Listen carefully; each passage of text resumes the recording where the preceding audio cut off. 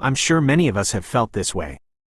We set a goal, full of initial fervor, but a few weeks, sometimes months later, we look back and realize, we're still exactly where we started. It's like those New Year's resolutions, vanished into thin air. Or those grand plans meticulously written down in a notebook, 2 years old now, and still just written. That feeling is all too familiar. Sometimes it's even worse, like trying to lose weight by going to the gym, only to see the scale inching up. Or constantly feeling stuck, with professional objectives remaining distant. Today, we're going to try a different perspective, an approach that might actually create a difference. That is, instead of focusing solely on the ultimate destination, the goal itself, we shift our attention to building and maintaining a system. Talking about a system might sound overly grand, but in reality, it's much simpler. It's a holistic view. We examine our small daily habits, our schedule, and even our core values. We see how they all work together. We see how they align and influence each other to create the final result. It helps us understand the big picture, rather than constantly being trapped by individual, scattered goals. And this is fundamentally different from what I believe many people inadvertently fall into, the goal trap. It's a vicious cycle, setting a goal, striving, either succeeding or failing, then setting a new goal. This loop creates immense pressure. Worse, it makes us fear failure. The core problem is perhaps relying too heavily on willpower and motivation. And those two things are notoriously inconsistent. One day they are surging, the next they are flat as a soggy rice cracker. Willpower is just like a muscle. If you use it constantly, it gets fatigued. So, today's discussion will draw upon some excellent resources, including personal sharing on applying this system's thinking, real-world coaching experience with others, and concrete methodological frameworks. It's theory combined with practice. Our aim is not to tell everyone to abandon goals altogether, but rather, to explore whether building a system can help us pursue our long-term paths more sustainably and reliably, and how we can become less dependent on those fleeting bursts of inspiration. Let's start at the root then. 1. The system over the goal. Goals versus systems. Why is the system more important, or at least, why does it complement the goals so well? There's a story that struck me, about a very successful friend in technology. The $1 million company story. He built his company to 7 figures in 3 years. And the strange thing is, he said he never set any specific revenue goals. Instead, he poured all his energy into building and refining the daily work processes, the operating systems. I thought about my own old goals, still sitting untouched in my notebook. That story clearly illustrates the benefit. When you have a good system, the stress naturally diminishes. You are no longer burdened by the pressure of having to achieve something concrete today. Instead, you just need to focus on executing the process correctly. Just follow the defined steps. Gradually, it forms sustainable habits. Repetitive actions become automatic reflexes. And the best part is, the system still runs. Even on days when you feel drained, exhausted, and your motivation is zero. It directly addresses the goal trap we just discussed. Let's analyze that trap a bit more closely. The biggest limitation is the dependence on willpower and motivation. These fluctuate wildly. One of the resources drawn from coaching experience emphasizes that a good system helps minimize this dependence. Minimizing dependence on willpower? The classic example is the workout plan versus the execution. Everyone sets this goal, right? I certainly did. But what happens in reality? You get tired returning home in the evening, traffic is bad, maybe an urgent issue pops up, and just like that, the plan is gone. There are always reasons. This isn't necessarily the fault of the goal, but the fault of lacking a strong enough system to handle the predictable obstacles. The system here isn't just wanting to work out, but how to ensure the workout still happens, despite the difficulties. 2. Principles for building an effective system. So, how do we build this system? Let's delve deeper. One point needs immediate clarification. Building a system does not mean abandoning goals. Goals are still important. They are like defining the destination. For example, your goal is to lose 10 kilograms.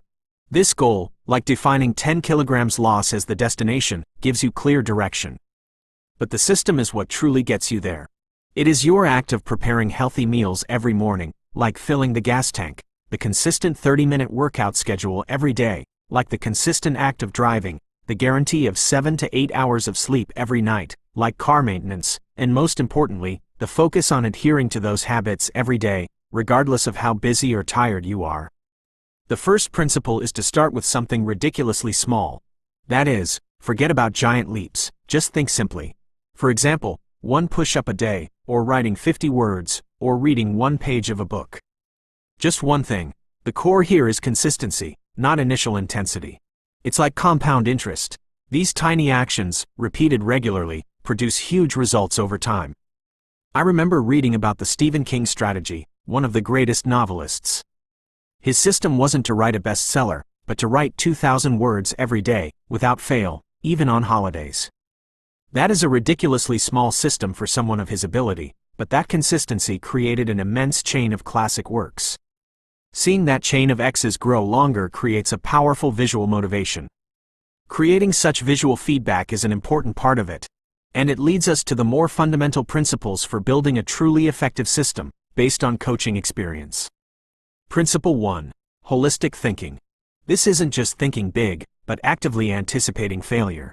It means instead of just hoping the plan will turn out well, we should proactively ask, where could this plan go wrong? Why did I fail the previous times? We must foresee obstacles like fatigue, distraction, temptation, and build countermeasures from the start. It's like preparing a spare tire for a long journey. A bit pessimistic, but realistic. Principle 2. Build for repetition. This is about designing the system so it can run even on your worst day. Not your most energetic day. You have to ask yourself, on a day I am completely exhausted, can I still manage this tiny step? A good system must minimize friction and inconvenience. It shouldn't demand that you constantly try harder.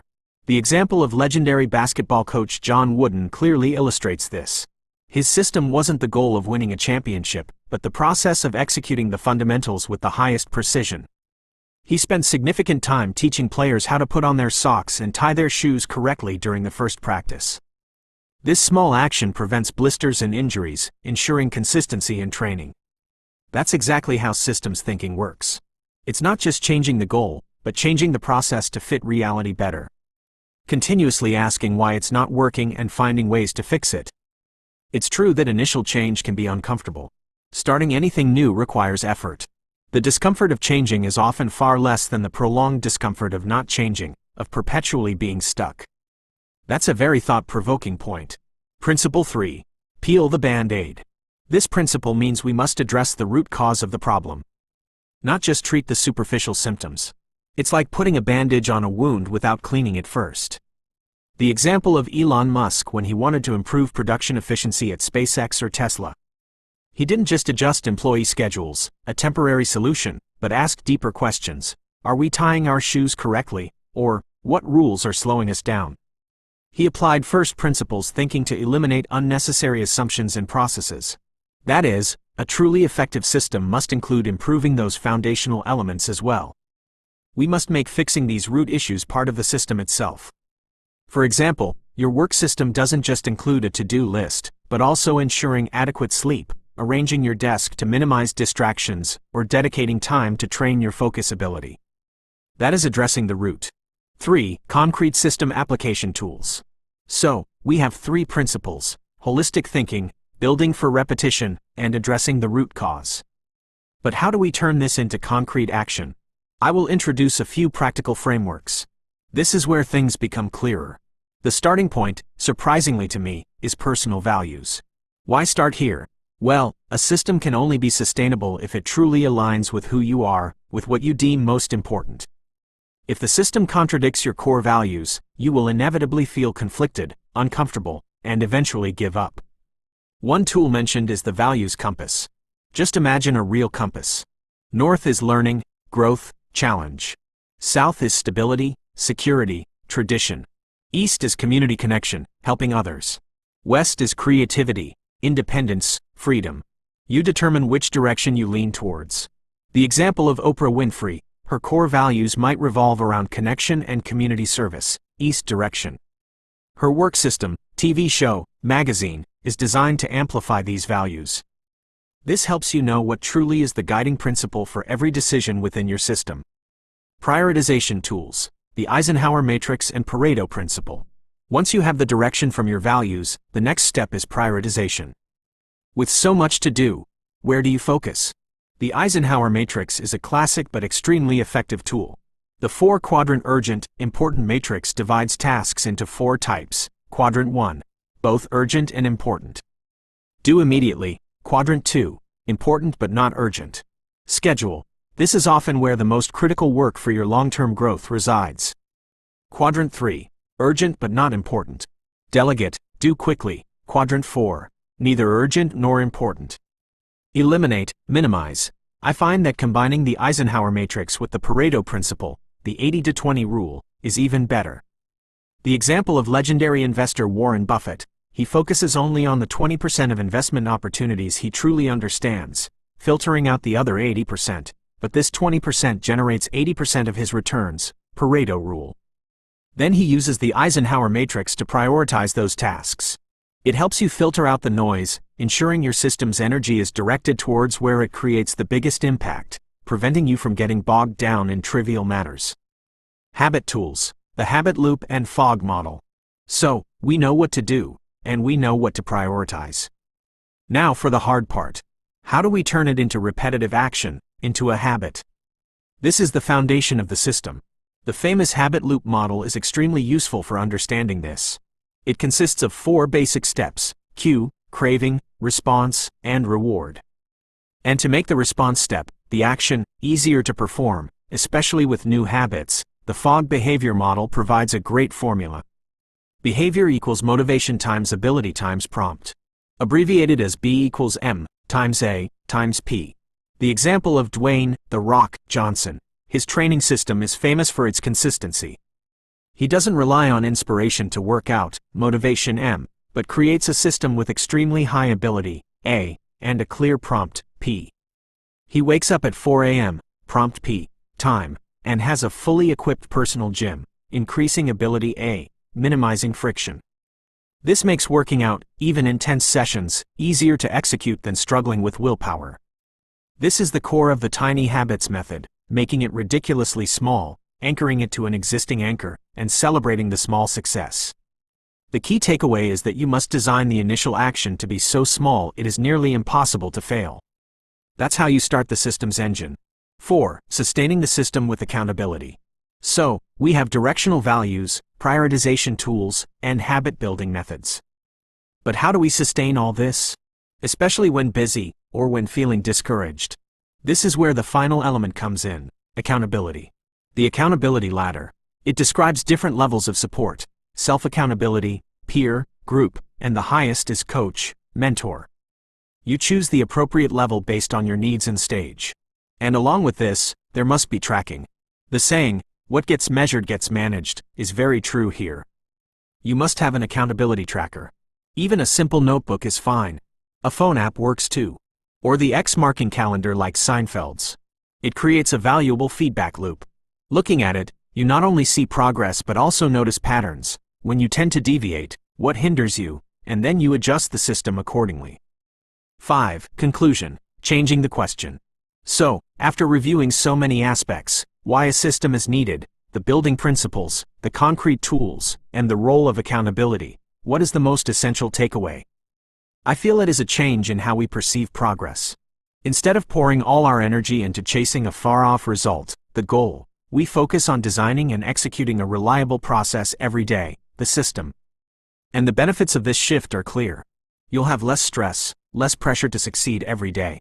Your actions will be more consistent, more reliable, and ultimately, it creates sustainable progress, even on days you have zero enthusiasm. Essentially, you proactively design a life, a way of working, that works for you rather than fighting against you with unrealistic willpower demands. That is, instead of trying to force yourself to change to chase the goal, you adjust the system to fit yourself and your real life better. And to conclude today's talk, there is one final reflection I find quite interesting. A question that can completely change our perspective. Instead of asking yourself every evening, how many % of my goal did I achieve today? Try asking this: did I stick to my system today? If you can consistently answer yes to this second question, day after day, even if only by taking the smallest steps within the system, how immense will the accumulated change be over time? Even when the big initial goal still seems distant. Perhaps, focusing on consistent execution of the journey is truly the most certain path to reach the destination. That is indeed a question worth pondering.